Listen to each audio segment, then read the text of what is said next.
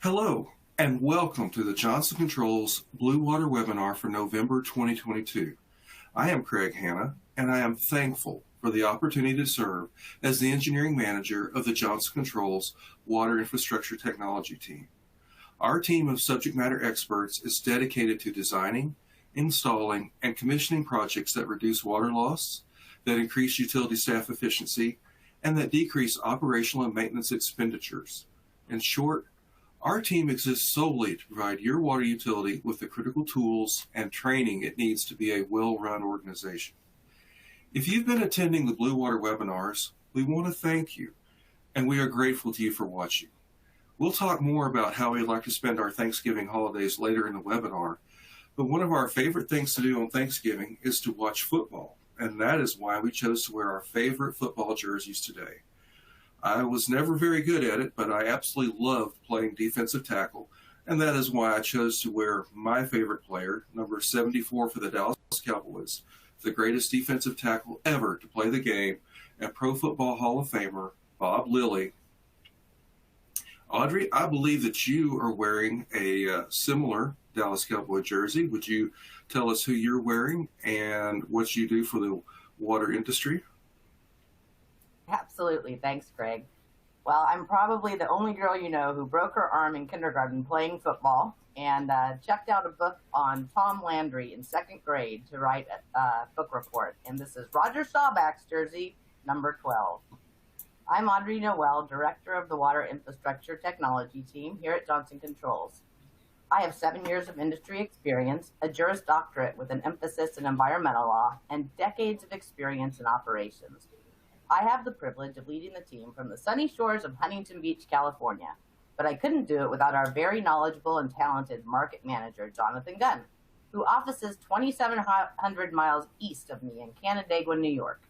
Jonathan, which jersey are you wearing today? And tell us a little bit about your experience, please. Hey, good morning, Audrey. I won't lie, I was telling the team earlier, I thought that I had made a Josh Allen jersey purchase by this point, but apparently I haven't. So the last jersey I had in my wardrobe was Sammy Watkins, so that tells you he hasn't played for the Bills for a number of years now, but I will make that upgrade. So, but no, I'm John Gunn, again, market manager with our water infrastructure team. I have 13 years in the industry, and like Craig, I've developed a number of water, AMR, AMI projects. I'm the current chair of the Customer Metering Practices Committee for the AWWA, and I also co-author a number of AWWA manuals and publications, including the M6, the M22, and the M36. So we appreciate you being here with us this morning, and per our usual, and actually for the last time, believe it or not, we're actually going, there we go. We're actually going to be switching platforms starting in December. So this will be the last time that we go through the console today. But believe it or not, we've been doing this for about a year now, and we still have new people showing up each and every webinar. So that's just fantastic. And unfortunately, a lot of people still are not familiar with the On24 console. So we always do want to take a moment and just go through what you're seeing on your screen. So right in the center there, you see the media player. That's where you currently see my video feed. You'll see a video feed of the other presenters as we go through the webinar today. That is also where you will see a video that we have prepared for you later as well, and I'll make sure to remind you of that. To the right of that is the slide deck. This is where you'll see the content as we progress through the webinar. It's also where you'll see some poll questions come up that we have prepared. Beneath that is a Q&A module. So that's where at any time, you don't have to wait till we get to your Q&A session. You can submit a question at any time. We'll get a little bit of a backlog built up, and then we can efficiently use our Q&A time. It is also where you may wish to wish our own Audrey Noel an early happy birthday that is coming up. So I don't know if she wants me to tell the exact date, so I'll protect it. But her birthday is coming up, so if you'd like to wish her birthday, please go ahead and do that. To the left of that is our webinar-related content. So this is where you'll find downloadable files that will supplement the information that we're talking about, not only today, but also from past webinars. And you can have that and read it at your leisure. To the left of the media player is the book a meeting function. If you feel that there's a question you have or something you want to discuss that just can't be covered by an email, just can't be covered by a Q&A during the session today, please set up a time with us. We'd love to speak with you, see how we can help you solve your challenges. And then last but not least, on the bottom of the screen, you have your icon bar. You'll notice some similar icons and some that are not currently up. So similar ones include media player, slide decks. All of these windows that you see on your screen, you can move them around, you can resize them, you can really make this experience your own. If you happen to accidentally X one of those out and get rid of it, just go down to the icon bar and you can bring it back, no problem. There are also some down there, like I said, such as emailing us, earning CEU credits, and taking a survey. We do ask that if those apply to you, you use those. We always ask that you take a survey just so we can continue to make the webinar series progressively better. So all that being said, Craig, I'm going to turn it back to you for the agenda. All right. Well, thank you, Jonathan. We'll start our webinar today with a short talk about personal protection equipment, or PPE, and what are the minimum items that you need in your PPE bag. Next, we have been promising to cover this topic for much of the year, and we finally found the perfect time to discuss what causes a water meter to prematurely lose its accuracy. And knowing this can help you select the best type of water meter for your particular water source and treatment processes. Following that discussion, we're very happy to have my old friends Neil Farmer and Greg Land from Master Meter as our partner guests this month. Master Meter is a leader in the water metering, mobile AMR, and AMI system industry, and their products have a well-earned reputation for being both easy and intuitive to use, but also highly innovative. And we'll close out our webinar and by an interview with Keith Alexander and Randy Miller from the City of Decatur, Illinois. We're so grateful that they could come and take time out of their day to visit with us about their water meter and AMI system project and how it has benefited both the water utility and the citizens, businesses, and industry in Decatur, Illinois. So now let's talk about personal protection equipment that you need to be safe every day. Here at Johnson Controls, we're required to wear PPE whenever we're in the field, just like you are at your water utility.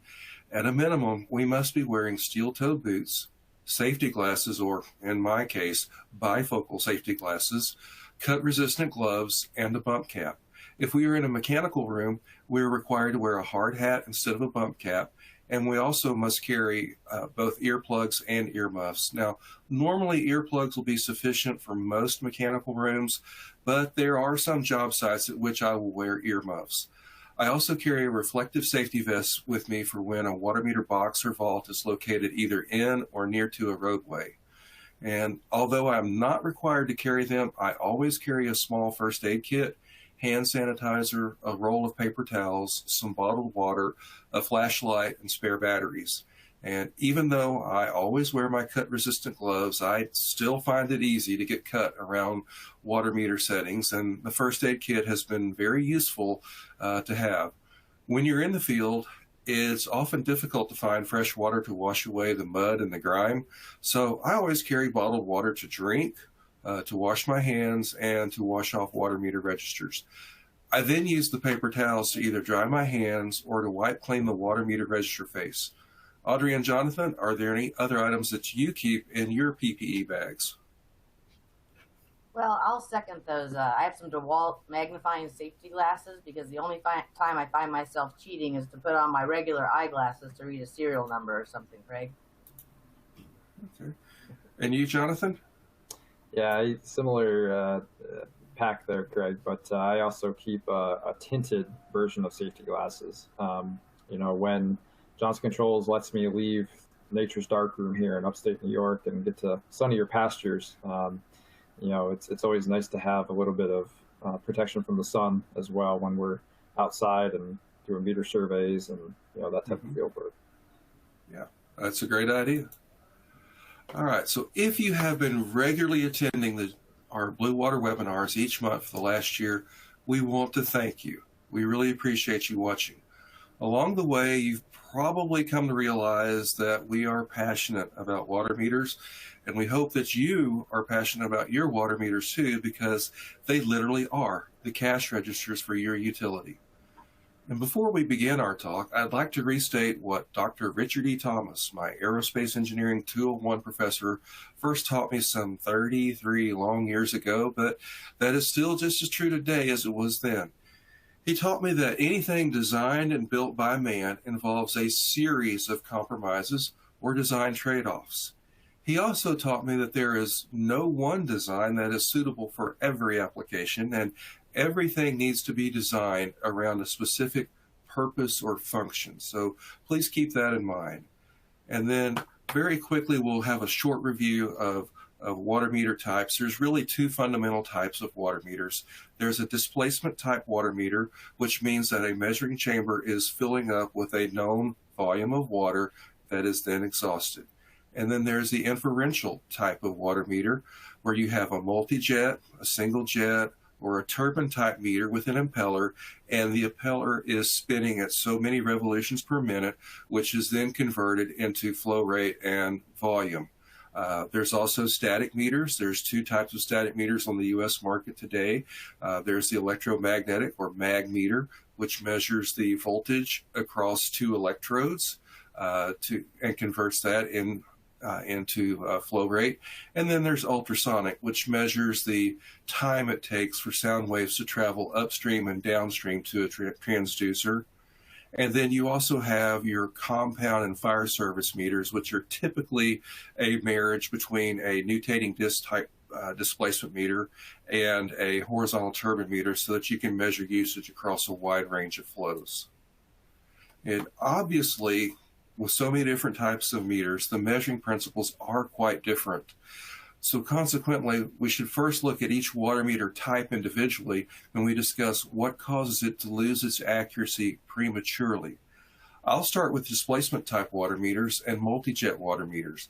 Jonathan will then cover single jet, static, and turbine water meter types, and Audrey will conclude the conversation with compound meters and those few certain situations that adversely affect water meter accuracy regardless of the water meter type and manufacturer.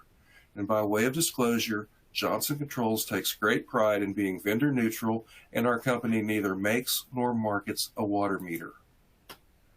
Okay, so have you ever driven down the road and seen an older vehicle that is not a diesel emitting a constant cloud of thick, grayish white smoke like John Candy's famous Mercury Marquis Brougham in the movie Uncle Buck? If you have, then you'll know that noxious smelling smoke is caused by oil passing by the piston rings and being burned along with the fuel-air mixture. This is called blow-by, and it is primarily caused by a combination of excessive wear and poor maintenance practices. Similarly, all displacement type meters depend upon having a very tight tolerance between either the disc or the piston and the walls of the measuring chamber. If that gap is not tight, water will slip through the chamber and not be measured. Over time, the bearing surfaces in a displacement type meter are subject to friction wear.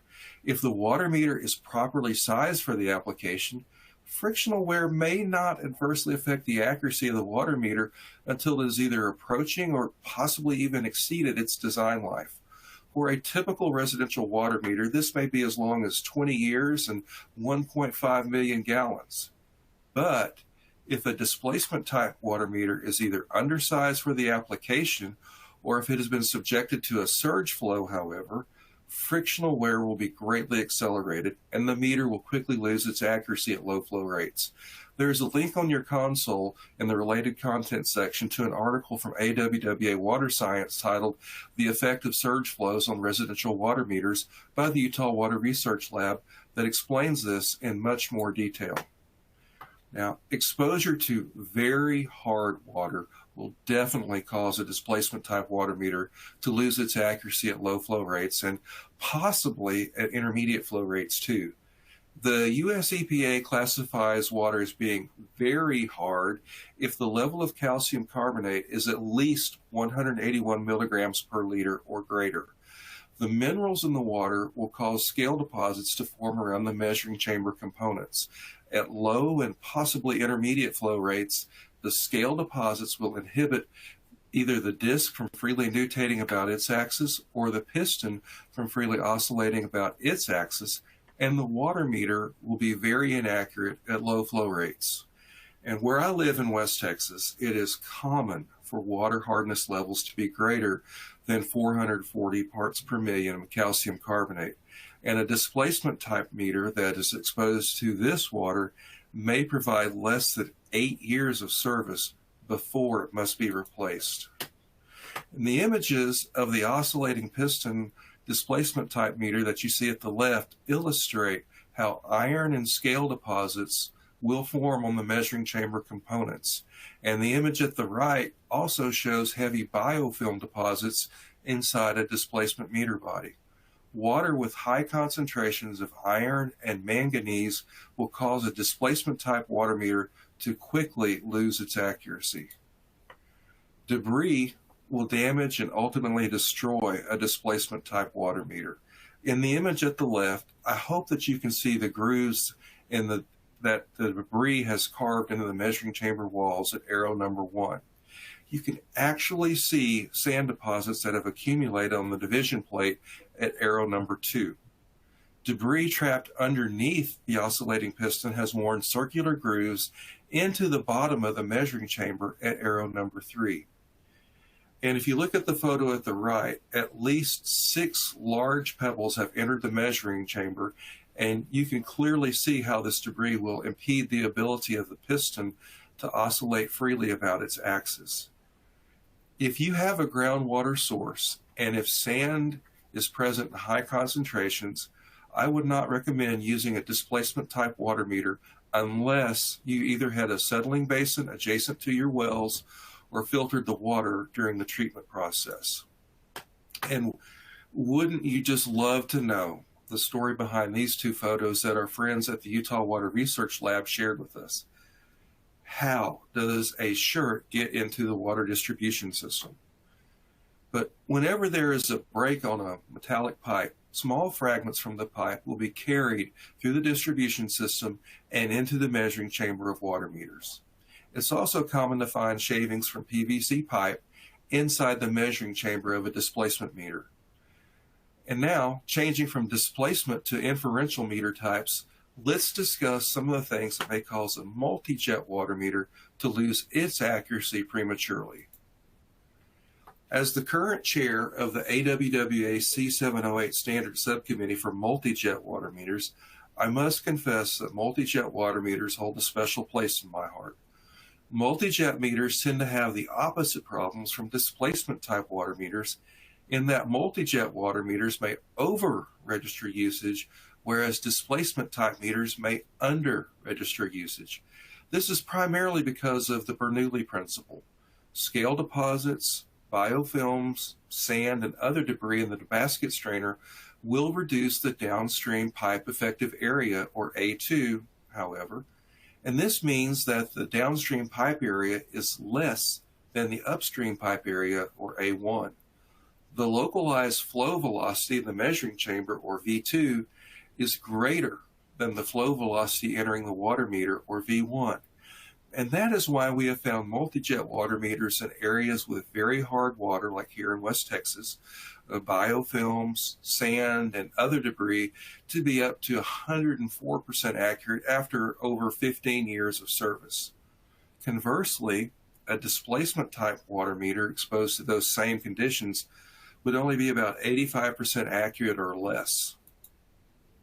These photographs illustrate how biofilms will clog the basket strainer and the measuring chamber components over time and cause a multi-jet meter to prematurely lose its accuracy. These 3 images are from a water utility in Texas that obviously has a significant problem with biofilm growth. The multi-jet water meter shown in this image had only been in service for less than 3 years. But not all debris is from poor installation practices, line breaks, or even that random t-shirt for that matter. These photographs show that bees, grasshoppers, and other insects have found an entryway into the distribution system and wound up inside this multi-jet meter. It should be noted that debris like this would adversely affect displacement type and compound water meter accuracy as well, and debris accumulations like this could also affect other types of water meters. But is there any doubt as to why these water meters had lost their accuracy after less than 3 years of service? In addition, water with high concentrations of iron and or manganese can reduce both the inlet area to the water meter and possibly clog the basket strainers on multi-jet water meters. Utilities who add sequestration agents to reduce the concentration of lead and copper in their water should also be aware that sequestration agents may also clog the basket strainers after only a few years of service. Installation is very important with multi-jet and single-jet water meters. Both multi-jet and single-jet water meter accuracy and useful life absolutely depend upon following the installation and sizing guidelines from the water meter manufacturer. Both multi-jet and single-jet water meters must be installed level and horizontal.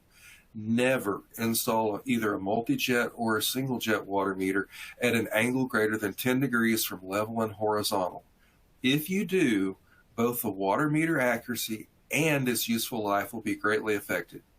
In the image at the left, the multi-jet meter serving in this photo serves a house that is on top of a hill, and the meter lies at a 12-degree incline. The image at the right is of a bank of multi-jet water meters that have been installed vertically, and one wonders how accurate those water meters were in that orientation. Both multi-jet and single-jet water meters must be correctly sized for the application. If the water meter is undersized for the application, the magnetic coupling between the impeller drive magnet and the register magnet may break temporarily, and the water meter will be inaccurate during that period. Once the flow rate decreases to the maximum continuous flow rate or below, the magnetic coupling will be reestablished and meter accuracy will be restored.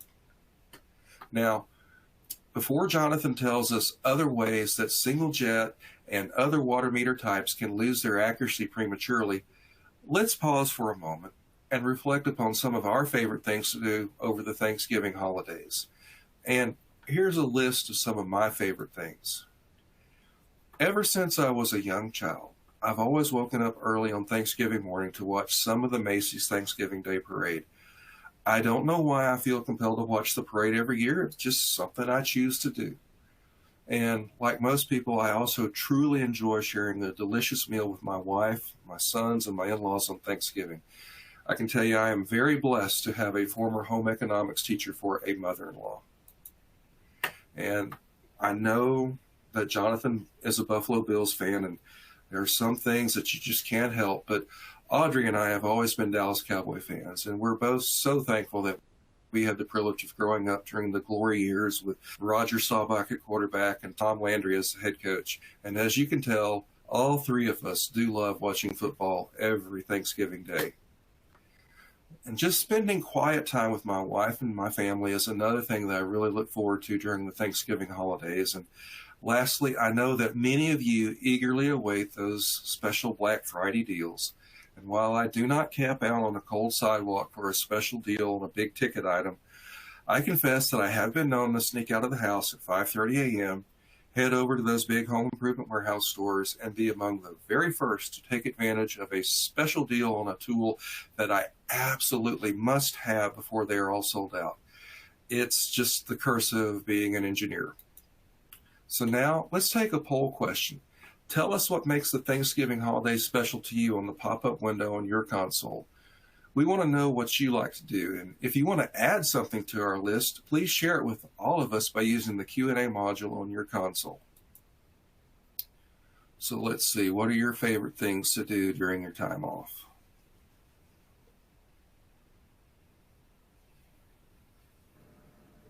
What if there's more than one Craig?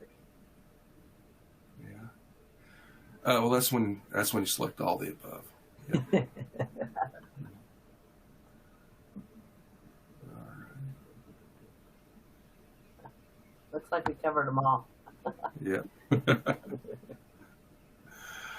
All right. Okay, well, in the interest of time, let's move on. And Jonathan, as the current chair of the AWWA C712 Standard Subcommittee for Single Jet Water Meters, would you please tell us what are some of the things that can cause a single jet water meter to prematurely lose its accuracy? Yeah, absolutely, Craig. And yeah, thanks for the the dig at the Bills there. We'll see if we ever get to play you guys. We'll see what happens. No, I'm just kidding. Hopefully they will destroy Detroit on Thanksgiving Day, though, but we'll see. But as you said, Craig, you covered it pretty well earlier. But just to reemphasize here, single jet meters really do have to be installed level and horizontal. As Craig said, any angle beyond 10 degrees in any plane will adversely affect water meter accuracy and its useful life. Also, just to reemphasize the proper sizing of single jet meters, because if you don't, you may cause a magnetic decoupling to occur between the impeller and the register. And something that we covered in previous webinars is the idea that there's a magnet at the top of the register, of the measuring chamber of the meter, and then another magnet at the bottom of the register. And so that's nice because it allows you to change registers and it allows you to upgrade without maybe replacing brass, but that is a critical link if you're going to have a functioning meter that's going to give you a read.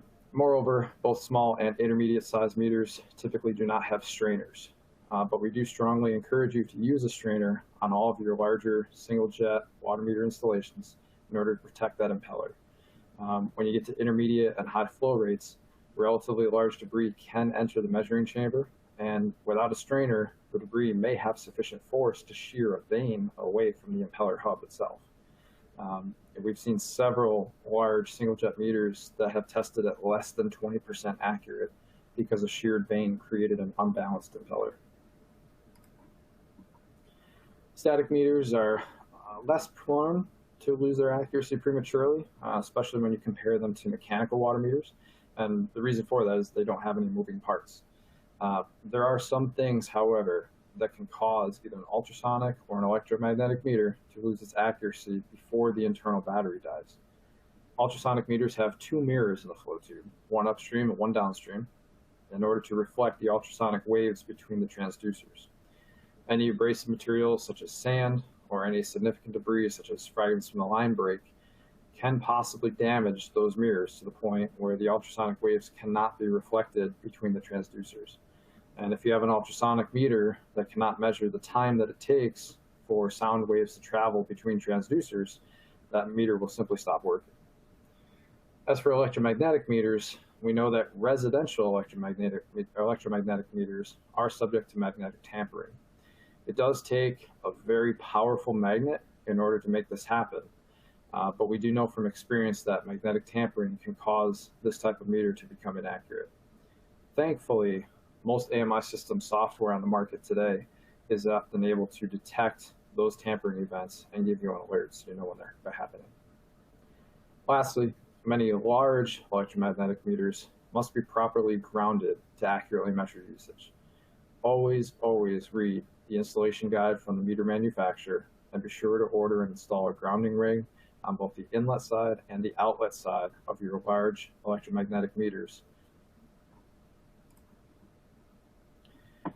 And here come the strainers again. And forgive us for hitting so hard on the value of strainers, but it really is one of the best and cheapest insurance policies that you can buy to protect your meters, especially turbine meters. The meter that you see in the photographs on this slide, we were unable to register any usage through this meter because a section of iron pipe had become lodged between the impeller and the stator. You see that in the top photograph.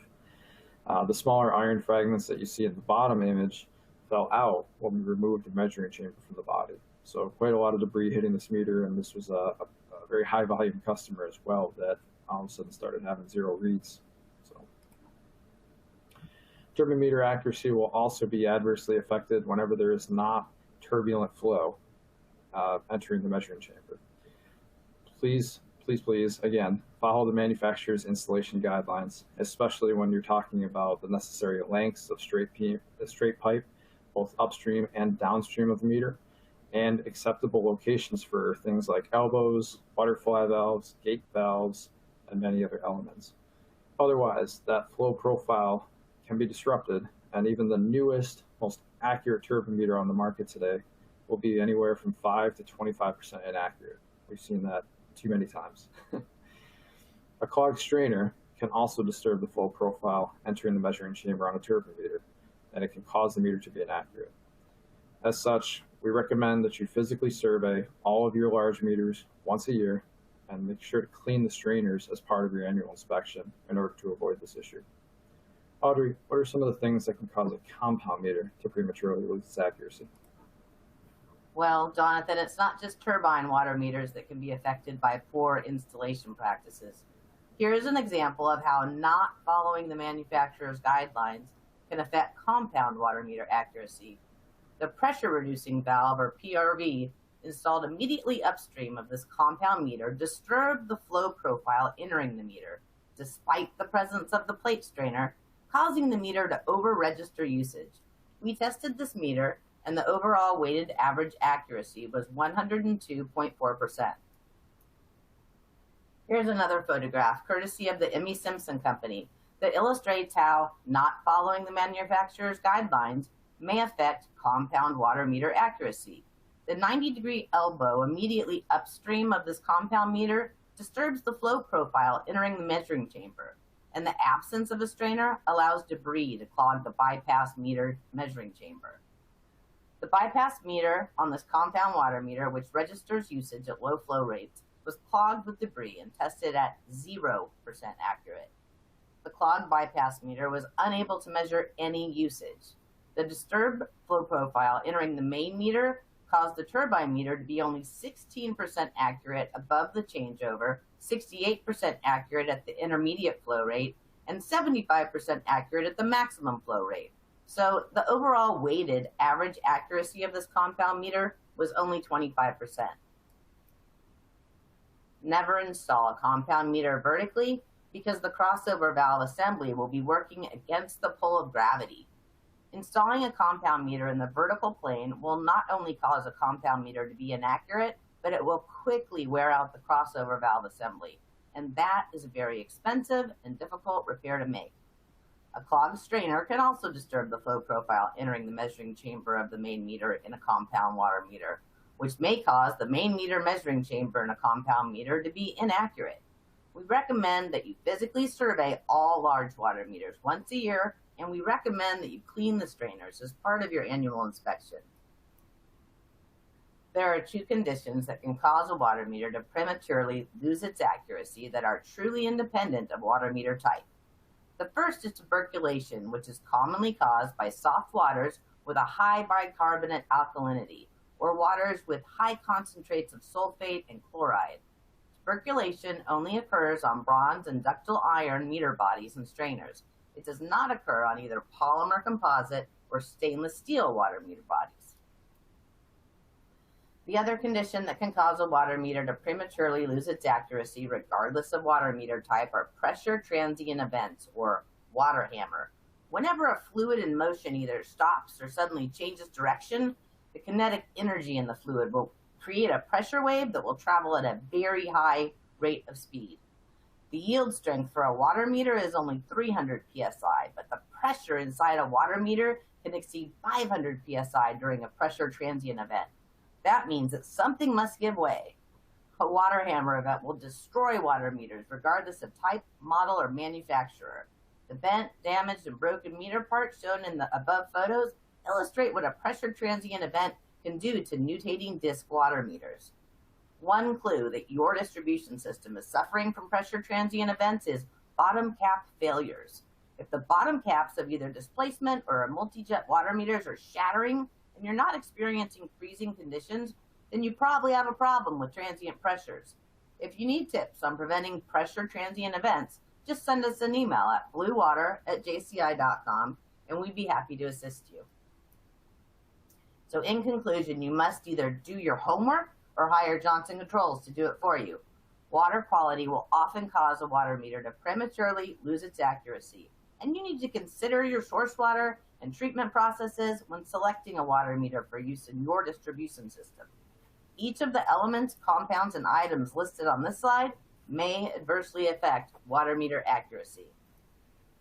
So in closing, one of the values that Johnson Controls provides to your utility is a comprehensive water quality analysis report. We share this report with both you and your preferred water meter manufacturer to make certain that there's nothing in your water source and treatment processes that would cause your water meters to prematurely lose their accuracy. So that covers our team discussion on what causes a water meter to prematurely lose its accuracy. And before we invite our friends from Master Meter to join us, please use the Q&A module on your console to ask us any questions that you may have.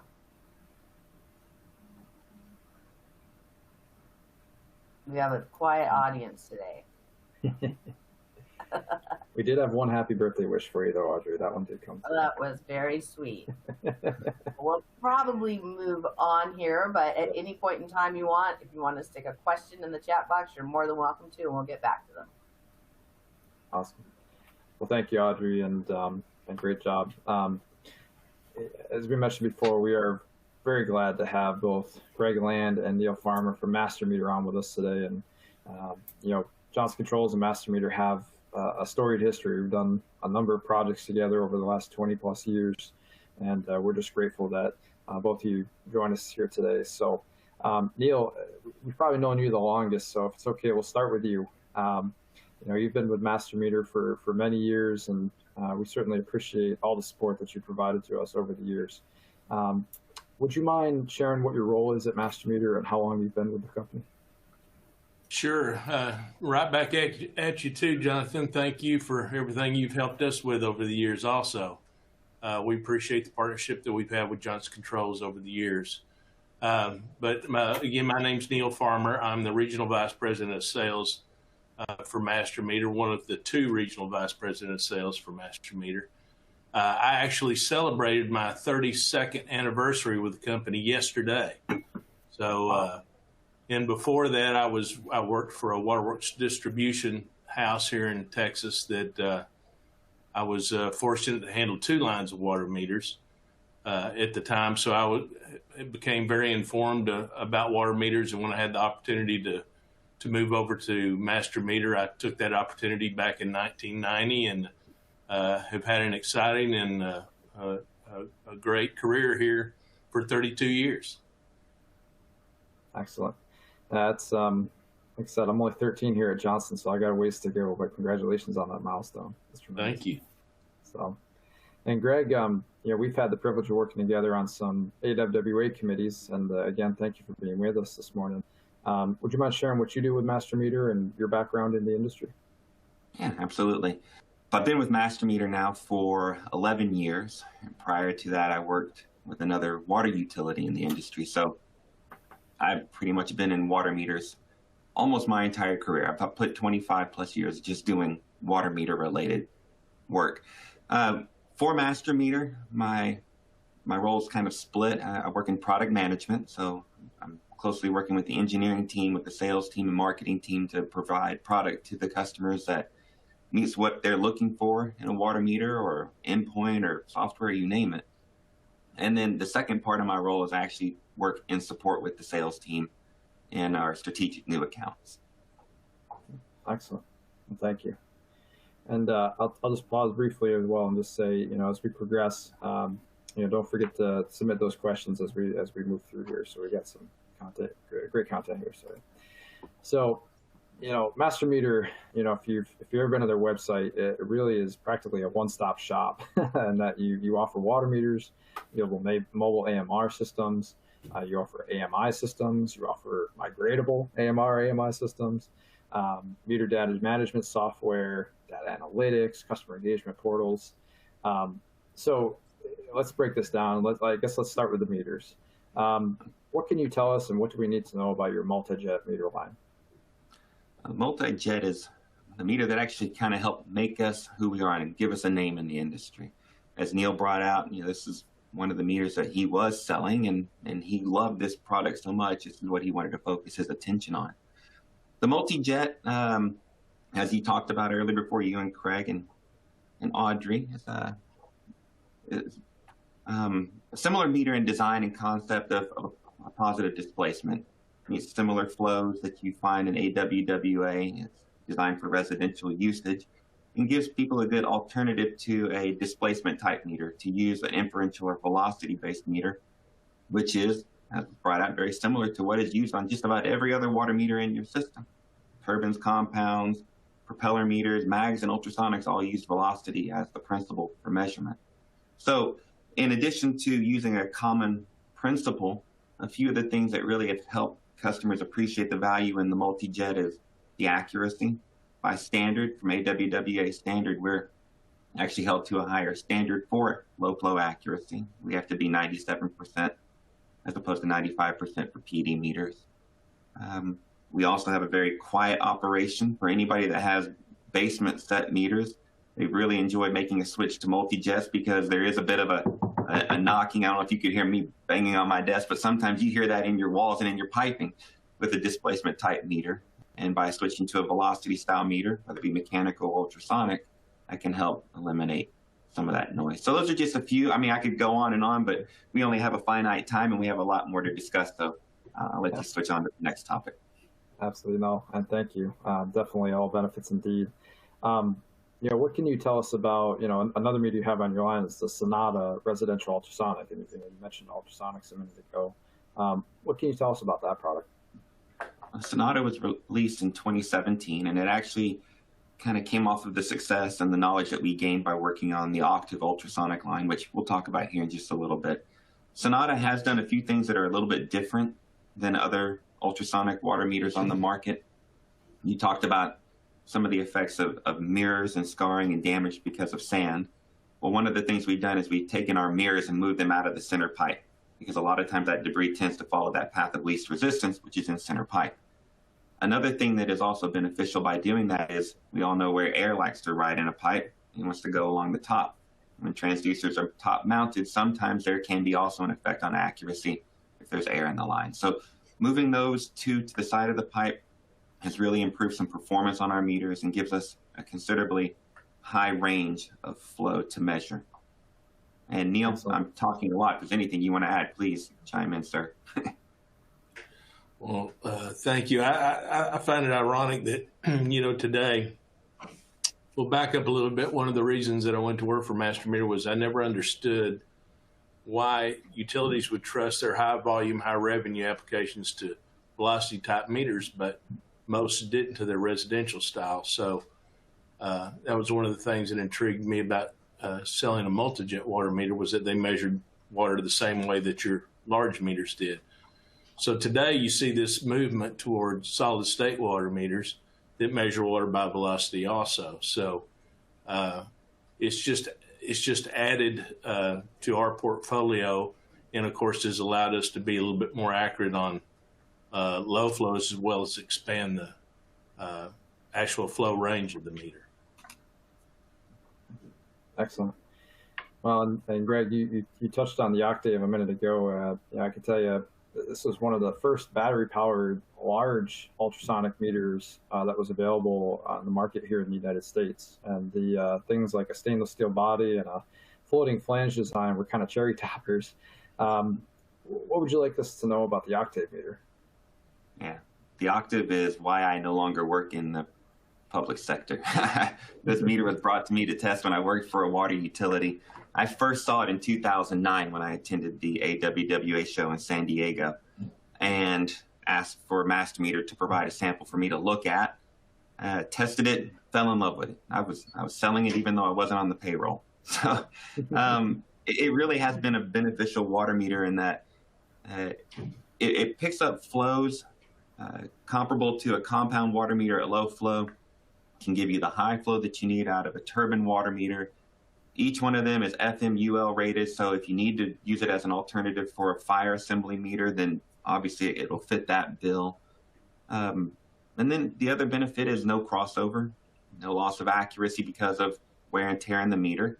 And one other thing to touch on, the mirrors in the pipe. Inside the Octave, there are no mirrors. It's a direct line of sight with the transducers recessed inside the wall to prevent any damage from debris that could be in the line. Couple of things you did mention, we are stainless steel, also because, as was talked about today, sometimes water hardness and iron, manganese, and other materials inside a pipe can cling to pipe walls, especially epoxy-coated walls on a meter. So we chose the highest grade of stainless steel that we could to give the most dependable body to not allow any of the effects of water and water systems to impact accuracy on the water meter. Excellent. Well, thank you. We've had a lot of great luck with those meters. So, all right. So let's next move into some of the variety of the reading networks that Mastermeter offers. And I know we have a video coming up about this as well, but in addition to a very well-proven Dialog 3G mobile AMR system, you now offer the Allegro mobile AMR system, which has a number of unique features, including the Allegro interpreter register, the smart antenna. What can you tell us about that Allegro mobile system and some of those differences there? Right. So Allegro Mobile, much like the 3G Mobile, uses something that's patented by Mastermeter in a very so it's an interesting design, and it's very beneficial in our industry as well. Is both registers that you see on the screen is a register as well as a radio, an endpoint. So we've put all the technology inside. There's no wires coming out of the register itself to connect to a PIT unit or a transceiver. Nothing to clip, nothing to unintentionally rip off as people are in a panic to turn off water from broken pipes. Everything is nice and neatly encapsulated inside the tube. So whether you're doing a drive-by as you would in 3G Mobile or Allegro Mobile, or if they migrated to a fixed license system, the radio can stay right there, all in the meter in a nice, clean, elegant package. And speaking of the mobile and switching into the Allegro license, if a utility didn't have the funding to put an entire AMI system in place, they could start with an Allegro mobile, at least start getting the monthly reads via drive-by or how frequently they want to do it. And then at a later date, they could implement the network and connect to the base stations and turn that mobile system into an AMI system. Okay. Excellent. Well, thank you. And that's a perfect segue into the AMI as well. The Allegro AMI, if we understand, comes in 4 flavors, so not quite Baskin-Robbins just yet, but it seems like it's trending that way. You have your Allegro license, you have your Allegro cellular, Allegro IoT, which is a LoRaWAN-based choice, and you also have your smart grid, which uses a Mastermeter grid links endpoint to piggyback on the Landis & Gyr grid stream system. Here we go. So I guess what can you tell us about the Allegro AMI system? Well, there's very rarely a one-size-fits-all in anything we do. And when it comes to our networks, every utility is different, from the topography, the count of their meters, how big the territory is, or how compact it is. So in order to really make that tailored to what fits their needs the most, we have different options, whether it be completely focused only on a licensed frequency system where you install the base stations and repeaters, or if cellular is what they want or need, or if there's a bit of a hybrid. Maybe the majority of the meters are all compact in this one area, but they have a wider range that it just doesn't make feasible sense to install the network. They can switch over to a cellular and kind of have a blend of whatever fits. So that really is just the intent of having the offerings. It's not to oversaturate or confuse the matter, but rather to simplify and make it easier for the utility to find the solution that fits best for them. Good. Excellent. Well, and with your permission now, I'll roll into the video here. And just, again, a quick reminder for the audience, the video should populate into your media player screen. And sometimes, it seems to be there can be some sizing issues. So if for some reason it's showing up smaller, just remember that you can make that window bigger and get a good experience there. So. And Jonathan, if I may, if you're using Google Chrome, you may have to manually toggle the speaker icon at the bottom of the video player to hear the sound, but that's only on Google Chrome. Excellent point. Thank you, Greg. All right, so here we go.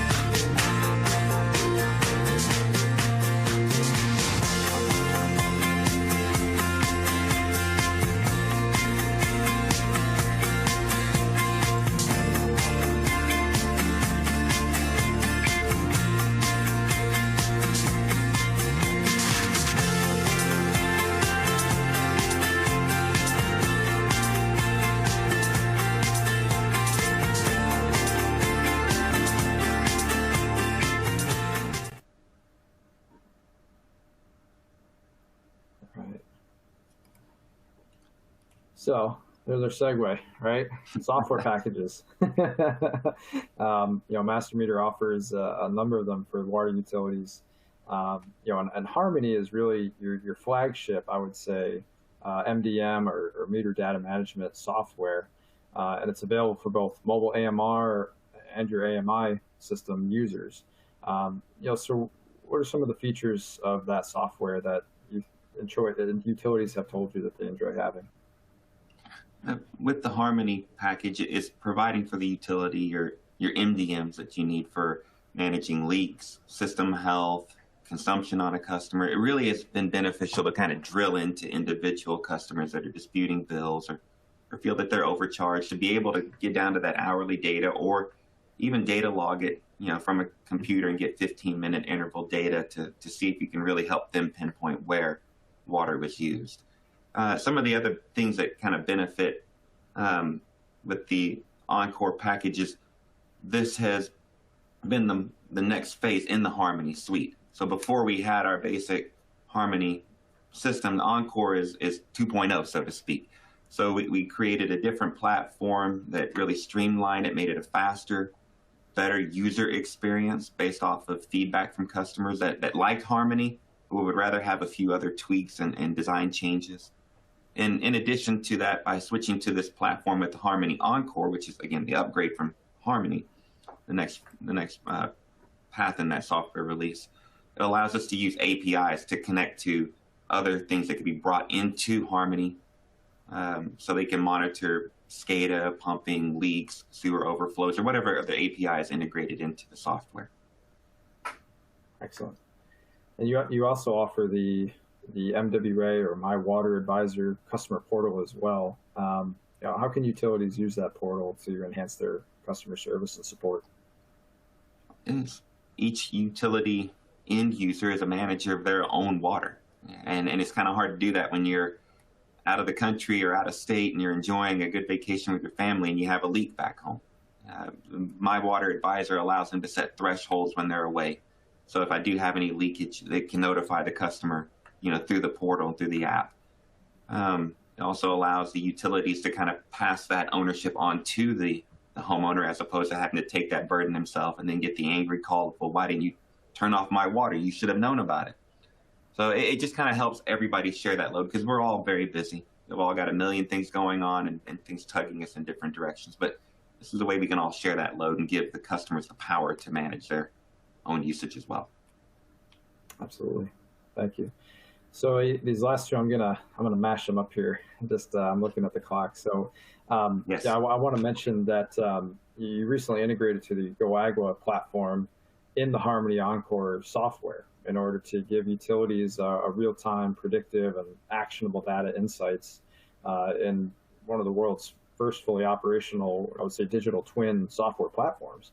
And I don't want to take too much out of Marcy and Pablo from go-aigua will be our partner guests for next month's webinar, so I don't want to take too much wind out of their sails. But can you give our audience a sneak peek at how go-aigua can help with water utilities? And I also hear that there may be some software that Master Meter may be releasing soon. So if there's anything you can tell us about those things.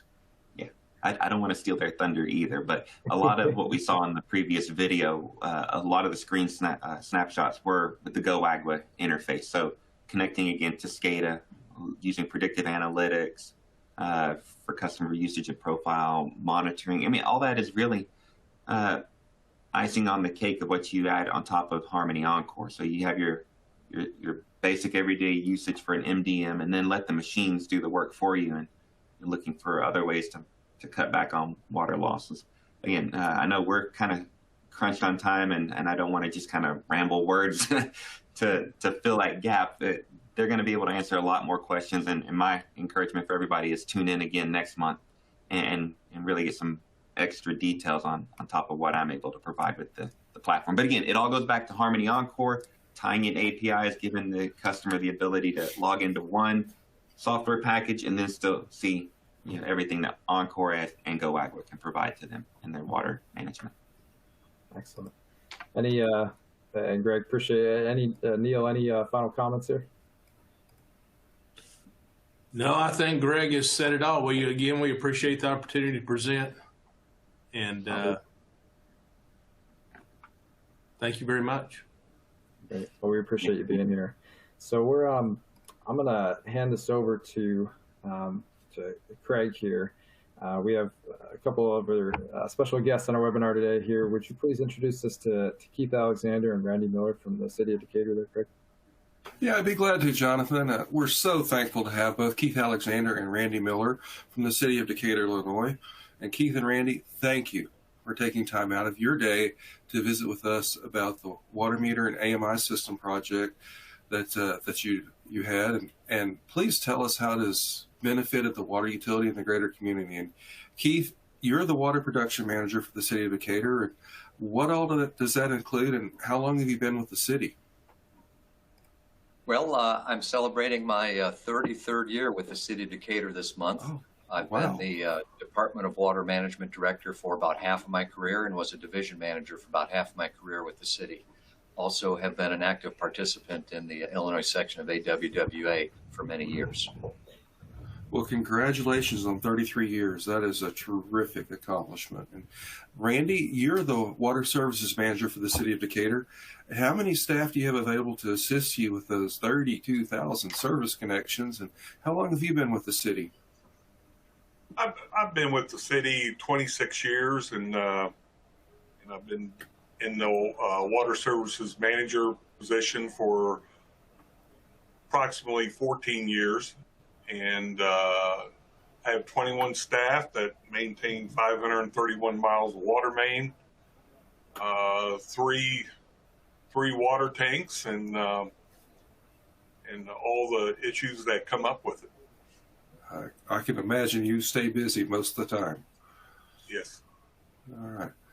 Well, Keith and Randy, I am going to turn the presentation over to you, and if you will, tell us about the City of Decatur and what makes it a great place to live and work. Oh, we'd love to. City of Decatur is a population of about 71,000 people. We are surrounded by an ocean of corn and soybeans because we're in the middle of Illinois. Archer Daniels Midland Company and Tate Lyle North America, which now is called Primient, they changed their business model and sold some of their facilities recently. Those two firms process all of that corn and soybean here in Decatur, and literally between 60 to 65% of all of our potable water goes to those two industrial customers. We also have some major manufacturing facilities that we supply here. Caterpillar Tractor makes the world's largest mining dump trucks here in Decatur. They're so large that they're shipped out in pieces and assembled at the mines themselves. Also, Fuyao Glass, which used to be a PPG glass facility. Fuyao is the world's largest automotive windshield manufacturer. They have a large glass plant here. And more interestingly for the water industry, Hieronymus Mueller, who was born in Germany, settled in Decatur in the mid-1800s, became our city's first water department employee. He was the city plumber. We hired him in 1871. And he was trained as a mechanic in Germany, came over to Illinois and settled in Decatur. And with his experience on our water distribution system, he developed the world's first drilling and tapping machine that we all know today is used extensively in water distribution and gas distribution systems throughout the world. Since 1871, when we first hired him, he went on to become an even greater and larger mechanic and inventor. In the late 1800s, he even imported a Benz car. So, you know, Mercedes-Benz is the car that we know today, but the Benz manufacturing company, he imported a Benz car, which looks more like a horseless carriage at the time. Anyway, he made major improvements to that. In 1895, he won the first unofficial road race in the United States and placed second with that vehicle in the first official auto race in the United States. Oh, wow. Mueller Company is still here in Decatur, at least portions of it are. They're wrapping up the construction of a new foundry for brass castings. They make many, many parts that all of us are familiar with, both in the water and the gas industry here in Decatur still to this day. Randy deals with, like I said, about 30,600 metered water customers.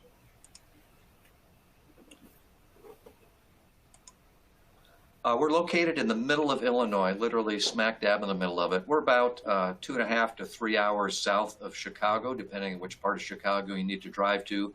We're about 2.25 hours away from St. Louis and Indianapolis. So we're centrally located, have a great transportation system, and plenty of water for a new business and adding to existing business.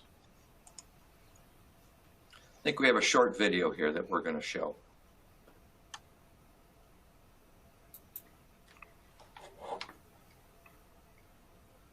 People on the streets, music coming from restaurants, children exploring, careers blossoming, investment and growth, arts and eateries. Can you see it? It's a transformation. Risks are being taken and boundaries are being crossed. Collaboration, connectivity, innovation, rich with history and plentiful resources. Here, tomorrow is not just a possibility, but a promise.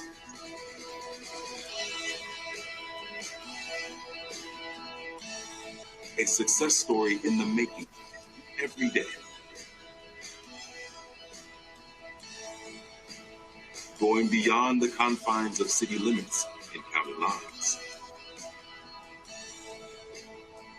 We are Decatur and Macon County, and we are limitless.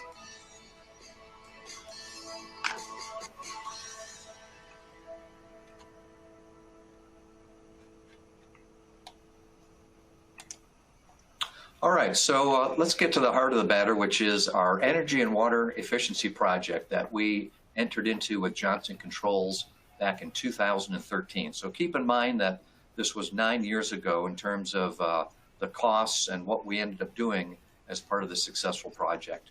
So in Illinois, it is government agencies such as ourselves can enter into energy performance contracts.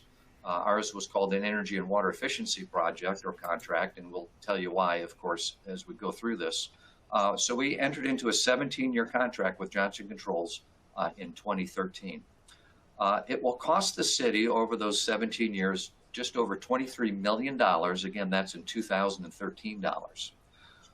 We will have spent, and already did, $14.5 million for water meters and an AMI upgrade that Randy Miller is going to discuss with you in just a minute. We also spent $2.6 million on facility energy improvements that I'll discuss after Randy. And then we have a fairly large debt service of $6.1 million over that 17 years. Our operational savings, we anticipate an operational savings of about $23.7 million. That nets us over the course of 17 years about $500,000 in savings, in actual dollars. So as we're going to describe in detail all of the other benefits that this project has brought to us. We have made significant energy and labor savings because of this project, and we have brand new meters throughout our system and a fantastic AMI system with improved accuracy. So with that, I'm going to turn it over to Randy Miller to discuss the water meter replacement and AMI conversion that we did. Yeah, we have approximately 31,000, I think, as Keith said, 600 meters. Of those, we still probably have about 50 on the old system, but the bulk of them are done.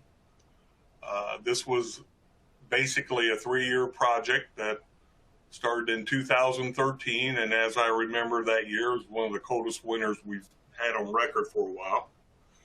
And so we've been operating this system about 8 years.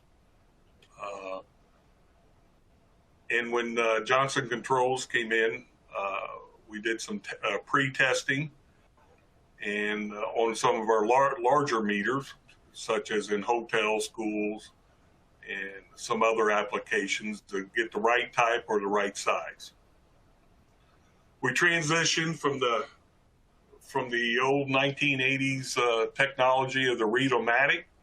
We were aware we were having issues. As everybody well knows, that trying to get, that register the fire to the remote, and you get cobwebs in the remote, we knew we were having issues. And at that time, we were on a reading cycle of 90-day reads, and we really wanted to change to a monthly type reading, the catch, so we wouldn't go those 90 days where someone would maybe have a leak or whatever. Some of the significant cost reductions we had was on a 90-day cycle, we employed 2 meter readers that would read these 31,000 meters. And we were going to transition to the 30-day cycle. We realized that we would probably have to triple the meter reader number, or possibly even more, because that is a very labor intensive job. So it kind of came at the right time. We were ready to change to the monthly billing, and so getting on this automated reading system really helped, which ours is a fixed network from Itron. We were getting reports from Johnson Controls probably before the last 8 years, and they helped a lot in trying to analyze exactly where, if we were having issues with the meter or some reads. So those helped out a lot. Some of the challenges and successes, I can tell you, it was a 3-year project. It is a long 3 years, because you got to change from the old system to the new system, and you got to be able to make sure, you got to know your billing system, so it all, everything will work for the customer. And so that's about all I have on that at this time. Any questions? Randy, could you describe how the meters were actually installed? Because they were not done in-house with our staff, correct? No, Johnson Control, let me pull that up here. They assisted with the process of hiring contractors, and we had a local plumbing outfit install the meters, and most of our meters, of course, are in home, so that was always a challenge to get into the home. So we had to come up with a process to notify customers that it would be to their benefit to get these meters upgraded. They also, Johnson Controls also assisted with the process of selecting an AMI vendor. And I think we had 2 or 3, we had a choice, and we ended up with Itron on there. Well, great, thank you. In the interest of time, I'll move on to the next slide, and people can certainly ask questions in the question and answer box as well. So our $2.6 million facility energy improvements were over several facilities that the city owns and operates. For example, 7 fire stations were involved in this process. The drinking water plant that I'm talking to you at today was also significantly impacted. Our mass transit facility, our municipal services center, our municipal parking garage, all of these were part of the facility energy improvements. Many of the improvements, again, this is from 2013, were lighting retrofits from fluorescent tubes to more efficient fluorescent tubes with electronic ballasts. Back in 2013, LED lighting was still fairly expensive and somewhat unproven, and we just happened to be in that niche between going with higher efficiency fluorescent versus making the leap to LED. Today, of course, it would be an LED leap, but at the time, that was not the most cost-effective for us. Doesn't mean we won't do it sooner rather than later, even though our contract is 17 years with Johnson Controls. That's something that we might want to discuss with Johnson Controls in the near future. One thing that's been kind of interesting is some of our T8 fluorescent tubes don't last as long as we expected them to. So we do have to, replace the ones that burn out on a more frequent basis than we'd like. But other than that, the lighting retrofits went very well. The HVAC improvements were quite extensive. They included chillers, boilers, condensing units, control systems, large overhead fans, building envelope sealing, etc. Many, many things over many, many facilities that I just discussed. Also at our drinking water plant, we did significant SCADA system improvements. We have a SCADA system that operates a fair amount of our treatment process. We did some major upgrades as part of this project, and some of that included monitoring the electrical use of the plant to try and make it more efficient in terms of how we selectively operated certain high electrical use components in our treatment plant. The business review services reports that Randy mentioned for the water metering and AMI system, we also received annual reports for the facility energy improvements. So they were great in terms of tracking what the savings were or were not, just like Randy was able to track what the impacts were on the metering system and the new meters. I can say that, like Randy said, we've had 6 to 8 proven years of savings, both from the water side of this project and from the energy side of this project. And so after 6 years of those documented savings, we decided this year, to no longer pay for the measurement and verification services portion of the agreement. I think this year's cost was about $14,600 to do that effort. And like I said, we had enough documentation that we were comfortable no longer paying for that portion of the contract.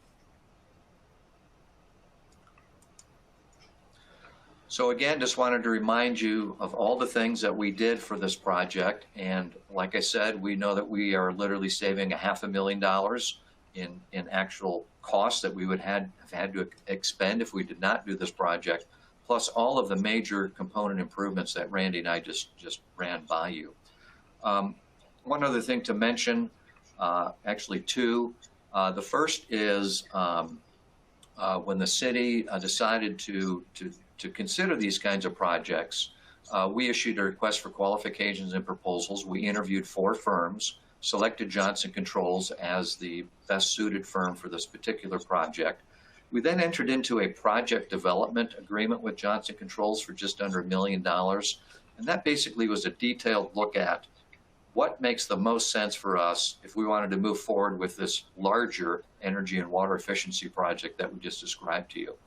And then if the results of that project development agreement were positive and the city thought it was worth the effort, we rolled that cost into the larger project. So the city did not spend an additional almost $1 million just to do the project development agreement. It was actually a part of the overall agreement.